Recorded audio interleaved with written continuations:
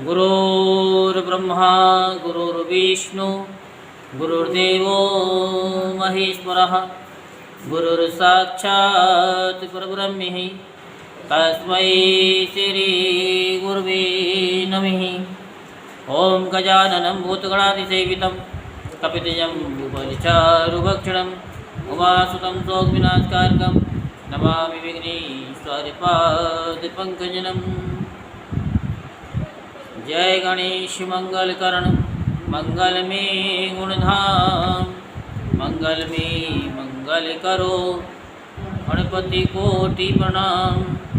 सुर बिन मिले न सरस्वती गुरु बिन मिले न ज्ञान जल बिन हंसा नहीं मिले भक्ति बिना भगवान।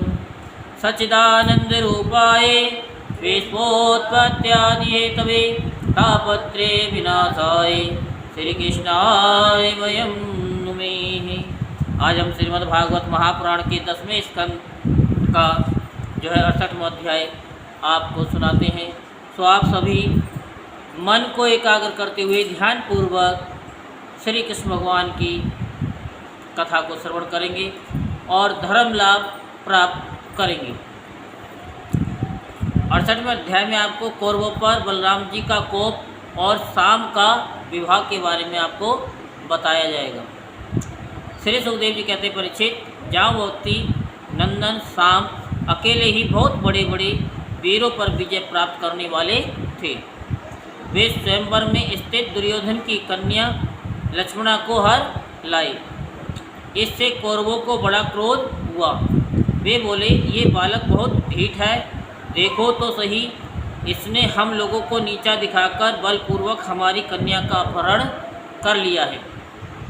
वह तो इसे चाहती भी न थी, अतः इस ढीठ को पकड़कर बांध लो। यदि यदुवंशी लोग रुष्ट भी होंगे तो वे हमारा क्या बिगाड़ लेंगे। वे लोग हमारी ही कृपा से हमारी ही दी हुई धन धान्य से परिपूर्ण पृथ्वी का उपभोग कर रहे हैं। यदि वे लोग अपने इस लड़के के बंदी होने का समाचार सुनकर यहाँ आएंगे तो हम लोग उनका सारा घमंड चूर चूर कर देंगे और उन लोगों के मिजाज वैसे ही ठंडे हो जाएंगे जैसे संयमी पुरुष के द्वारा प्राणायाम आदि उपायों से वश में की हुई इंद्रियां। ऐसा विचार करके कर्ण, शल, भूरिश्रवा, यज्ञकेतु और दुर्योधन आदि वीरों ने कुरुवंश के बड़े बूढ़ों की अनुमति ली तथा शाम को पकड़ लेने की तैयारी की। जब महारथी शाम ने देखा कि धृतराष्ट्र के पुत्र मेरा पीछा कर रहे हैं, तब वे एक सुंदर धनुष चढ़ाकर सिंह के समान अकेले ही रणभूमि में डट गए। इधर कर्ण को मुखिया बनाकर कौरव वीर धनुष चढ़ाए हुए शाम के पास आ पहुँचे और क्रोध में भरकर उनको पकड़ लेने की इच्छा से खड़ा रहे इस प्रकार ललकारते हुए बाणों की वर्षा करने लगे। परीक्षित यदुनंदन शाम अचिंतेश्वरशाली भगवान श्री कृष्ण के पुत्र थे। कौरवों के प्रहार से वे उन पर चिढ़ गए जैसे सिंह तुच्छ हरिणों का पराक्रम देखकर चिढ़ जाता है। सामने अपने सुंदर धनुष का टंकार करके कर्ण आदि 6 वीरों पर और जो अलग अलग 6 रथों पर सवार थे 6 बाणों से एक साथ अलग अलग प्रहार किया। उनमें से 4 बाण उनके 4 घोड़ों पर, एक उनके सारथियों पर और एक उन महान धनुषधारी रथी वीरों पर छोड़ा। शाम के इस अद्भुत हस्त लाघव को देखकर विपक्षी वीर भी उत्कंठा से उनकी प्रशंसा करने लगे। इसके बाद उन 6 वीरों ने एक साथ मिलकर शाम को रथहीन कर दिया। 4 वीरों ने एक बाण से उनके 4 घोड़ों को मारा। एक ने सारथी को और एक ने साम का धनुष काट डाला। इस प्रकार कौरवों ने युद्ध में बड़ी कठिनाई और कष्ट से साम को रथहीन करके बांध लिया। इसके बाद वे उन्हें तथा अपनी कन्या लक्ष्मणा को लेकर जय मनाते हुए हस्तिनापुर लौट आए। परीक्षित नारद जी से ये समाचार सुनकर यदुवंशियों को बड़ा क्रोध आया। वे महाराज उग्रसेन की आज्ञा से कौरवों पर चढ़ाई करने की तैयारी करने लगे। बलराम जी कलह प्रधान कलयुग के सारे पाप ताप को मिटाने वाले हैं। उन्होंने कुरुवंशियों और यदुवंशियों के लड़ाई झगड़े को ठीक न समझा। यद्यपि यदुवंशी अपनी तैयारी पूरी कर चुके थे, फिर भी उन्होंने उन्हें शांत कर दिया और स्वयं सूर्य के समान तेजस्वी रथ पर सवार होकर हस्तिनापुर गए। उनके साथ कुछ ब्राह्मण और यदुवंश के बड़े बूढ़े भी गए। उनके बीच में बलराम जी की ऐसी शोभा हो रही थी मानो चंद्रमा ग्रहों से घिरे हुए हों। हस्तिनापुर पहुंचकर बलराम जी नगर के बाहर एक वन में ठहर गए और लोग क्या करना चाहते हैं इस बात का पता लगाने के लिए उन्होंने उद्धव जी को धृतराष्ट्र के पास भेजा।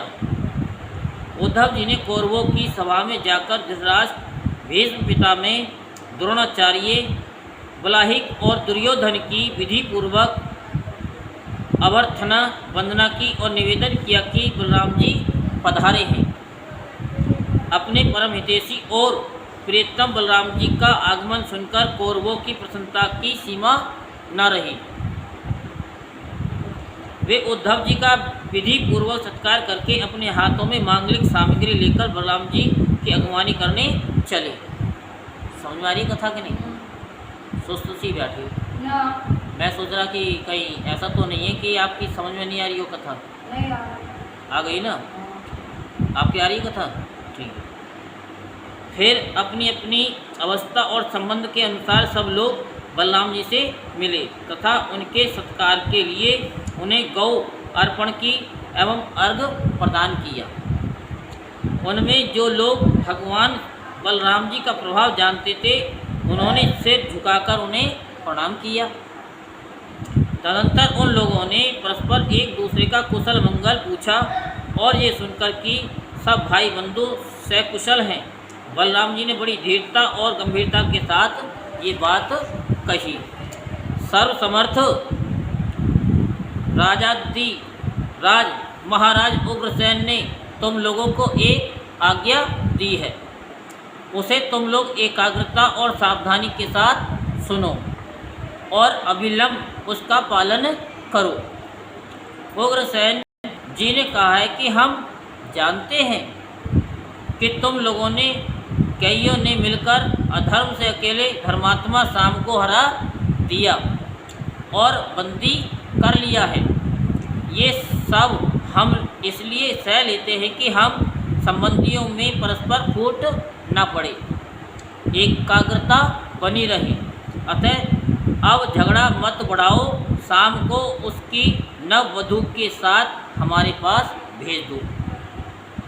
परीक्षित बलराम जी की वाणी वीरता, शूरता और बल पुरुष के उत्कर्ष से परिपूर्ण और उनकी शक्ति के अनुरूप थी। ये बात सुनकर कुरुवंशी क्रोध से तिलमिला उठे। वे कहने लगे, अहो ये तो बड़े आश्चर्य की बात है। सचमुच काल की चाल को कोई नहीं टाल सकता। तभी तो आज पैरों की जूती उस सिर पर चढ़ना चाहती है जो श्रेष्ठ मुकुट से सुशोभित है। इन यदुवंशियों के साथ किसी प्रकार हम लोगों ने विवाह संबंध कर लिया। ये हमारे साथ सोने बैठने और एक पंक्ति में खाने लगे। हम लोगों ने ही इन्हें राज सिंहासन देकर राजा बनाया और अपने बराबर बना लिया। ये यदुवंशी चंवर, पंखा, शंख, श्वेत छत्र, मुकुट, राज सिंहासन और राजोचित सैया का उपभोग इसलिए कर रहे हैं कि हमने जानबूझकर इस विषय में उपेक्षा कर रखी है। बस अब हो चुका। यदुवंशियों के पास अब राज चिन्ह रहने की आवश्यकता नहीं, उन्हें उनसे छीन लेना चाहिए। जैसे सांप को दूध पिलाने वाले के लिए ही घातक है, वैसे ही हमारे दिए हुए राज चिन्हों को लेकर ये यदुवंशी हमसे ही विपरीत हो रहे हैं। देखो तो भला, हमारे ही कृपा प्रसाद से तो इनकी बढ़ती हुई, और अब ये निर्लज्ज होकर हम ही पर हुक्म चलाने चले हैं। शौक है, जैसे सिंह का ग्रास कभी भेड़ा नहीं छीन सकता, वैसे ही यदि भीष्म, द्रोण, अर्जुन आदि कौरव वीर जानबूझकर ना दे दें तो स्वयं इंद्र भी किसी वस्तु का उपभोग कैसे कर सकते हैं। श्री सुखदेव जी कहते, परीक्षित, कुरुवंशी अपनी कुलीनता, बांधवों, परिवार वालों, भीष्म आदि के बल और धन संपत्ति के घमंड में चोर हो रहे थे। उन्होंने साधारण शिष्टाचार की भी परवाह नहीं की, और वे भगवान बलराम जी को इस प्रकार दुर्वचन कहकर हस्तिनापुर लौट गए। बलराम जी ने कौरवों की दुष्टता, अशिष्टता देखी और उनके दुर्वचन भी सुने। अब उनका चेहरा क्रोध से तमतमा उठा। उस समय उनकी ओर देखा तक नहीं जाता था। वे बार बार जोर जोर से हंसकर कहने लगे, सच है, जिन दुष्टों को अपनी कुलीनता, बल, पुरुष और धन का घमंड हो जाता है, वे शांति नहीं चाहते। उनको दमन करने का, रास्ते पर लाने का उपाय समझाना बुझाना नहीं, बल्कि दंड देना है। ठीक वैसे ही जैसे पशुओं को ठीक करने के लिए डंडे का प्रयोग आवश्यक होता है। भला देखो तो सही, सारे यदुवंशी और श्री कृष्ण भी क्रोध से भरकर लड़ाई के लिए तैयार हो रहे हैं। मैं उन्हें सने समझा बुझाकर इन लोगों को शांत करने के लिए, सुलह करने के लिए यहाँ आया हूँ। फिर भी ये मूर्ख ऐसी दुष्टता कर रहे हैं, इन्हें शांति प्यारी नहीं है, कलह प्यारी है।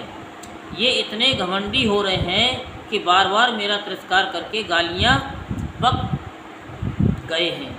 ठीक है भाई, ठीक है, पृथ्वी के राजाओं की तो बात ही क्या है। त्रिलोकी के स्वामी इंद्र आदि लोकपाल जिनकी आज्ञा का पालन करते हैं, वे उग्रसेन राजाधिराज नहीं है। वे तो केवल भोज, प्रसन्नी और अंधकवंशी यादवों के ही स्वामी हैं। क्यों? जो सुधर्मा सभा को अधिकार में करके उसमें विराजते हैं, और जो देवताओं के वृक्ष पारिजात को उखाड़ ले आते और उसका उपभोग करते हैं, वे भगवान श्री कृष्ण भी राज सिंहासन के अधिकारी नहीं हैं। अच्छी बात है, सारे जगत की स्वामिनी भगवती लक्ष्मी स्वयं जिनके चरण कमलों की उपासना करती है, वे लक्ष्मीपति भगवान श्री कृष्णचंद्र छत्र, चंवर आदि राजोचित सामग्रियों को नहीं रख सकते। ठीक है भाई, जिनके चरण कमलों की धूल संत पुरुषों के द्वारा सेवित गंगा आदि तीर्थों को भी तीर्थ बनाने वाली है। सारे लोकपाल अपने अपने श्रेष्ठ मुकुट पर जिनके चरण कमलों की धूल धारण करते हैं, ब्रह्मा, शंकर, मैं और लक्ष्मी जी जिनकी कला की भी कला है और जिनके चरणों की धूल सदा सर्वदा धारण करते हैं, उन भगवान श्री कृष्ण के लिए भला राज सिंहासन कहाँ रखा है। बेचारे यदुवंशी तो कौरवों का दिया हुआ पृथ्वी का एक टुकड़ा भोगते हैं। क्या खूब, हम लोग ज्योति हैं और ये यदु यानी कुरुवंशी स्वयं सिर है। ये लोग ऐश्वर्य से उन्मत्त घमंडी कौरव पागल तरीके से हो रहे हैं। इनकी एक एक बात कटुता से भरी और बेसिर पैर की है। मेरे जैसा पुरुष जो इनका शासन कर सकता है, इन्हें दंड देकर इनके होश ठिकाने ला सकता है। भला इनकी बातों को कैसे सहन कर सकता है। आज मैं सारी पृथ्वी को गौरवहीन कर डालूंगा। इस प्रकार कहते कहते बलराम जी क्रोध से ऐसे भर गए मानो त्रिलोकी को भस्म कर देंगे, और वे अपना हल लेकर खड़े हो गए। उन्होंने उसकी नोक से बार बार चोट करके हस्तिनापुर को उखाड़ लिया और उसे डुबाने के लिए क्रोध से गंगा जी की ओर खींचने लगे।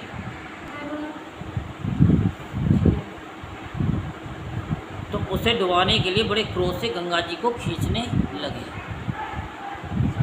एक एक शब्द को बड़ा ध्यान से सुनो।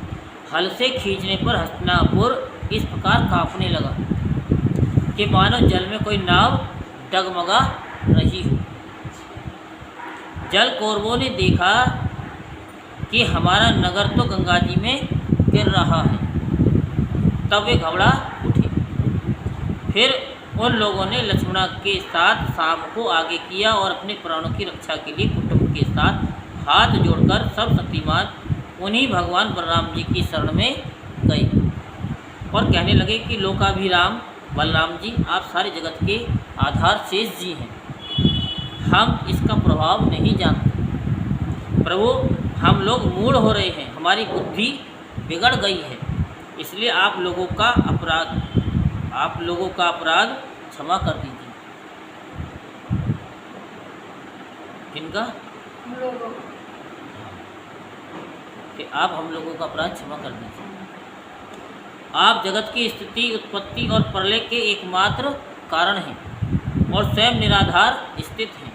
सर्वशक्तिमान प्रभु, बड़े बड़े ऋषि मुनि कहते हैं कि आप खिलाड़ी हैं और हम अनाड़ी हैं,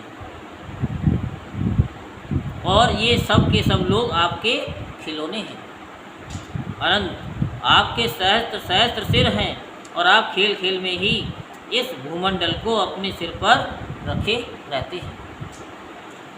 जब प्रलय का समय आता है तब आप सारे जगत को अपने भीतर लीन कर लेते हैं और केवल आप ही बचे रहकर अद्वितीय रूप से शयन करते हैं। भगवान, आप जगत की स्थिति और पालन के लिए विशुद्ध सत्व में शरीर ग्रहण किए हुए हैं। आपका ये क्रोध, द्वेष या मत्सर के कारण नहीं है, ये तो समस्त प्राणियों को शिक्षा देने के लिए है।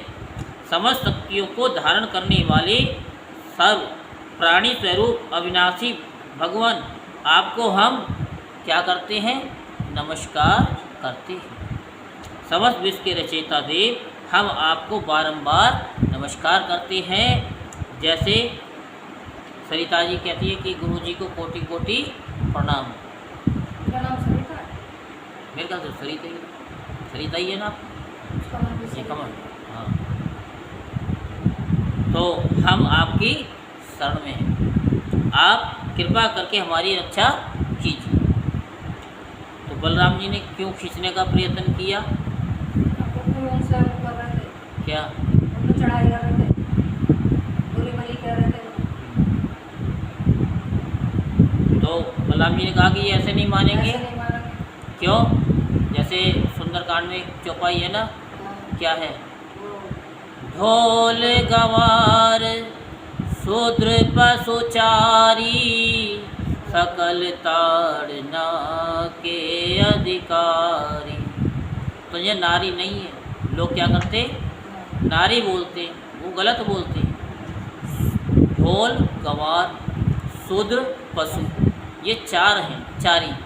तो ये गीता प्रेस गोरखपुर वाले हैं, उन्होंने वहाँ गलती से चारी की जगह पे नारी छप गया।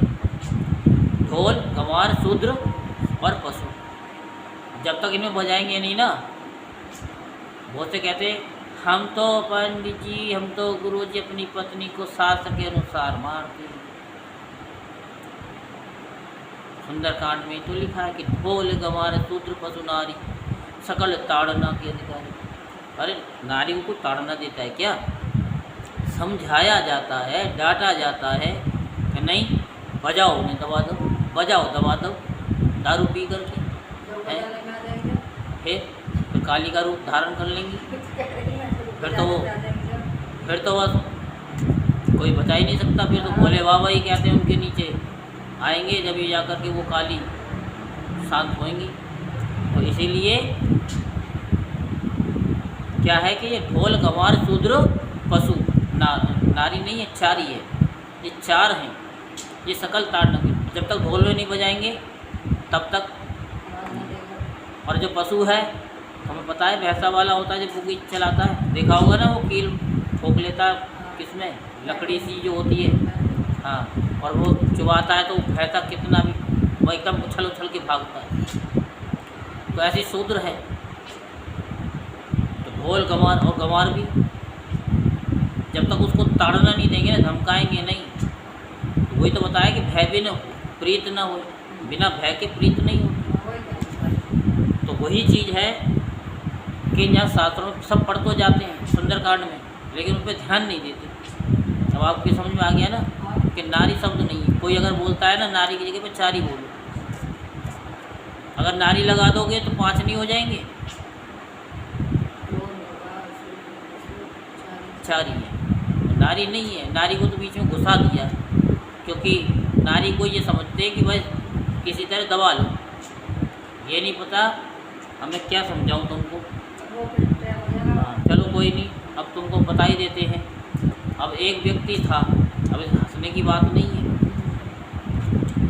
तो वो किसी को देखने के लिए गया, कोई बीमार को अस्पताल में।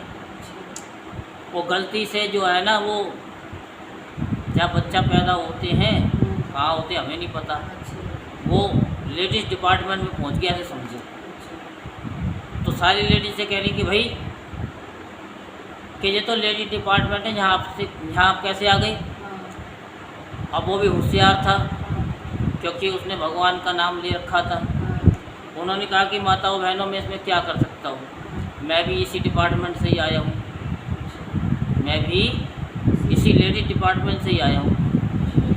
पैदा तो लेडीज़ से ही हुआ है, तो उसमें जेंट्स क्या और लेडीज़ क्या। तो उन्होंने कहा कि लेडीज़ भी यहीं से आती हैं और जेंट्स भी यहीं से आते हैं, मैं तो वही इसी डिपार्टमेंट से आया हूँ।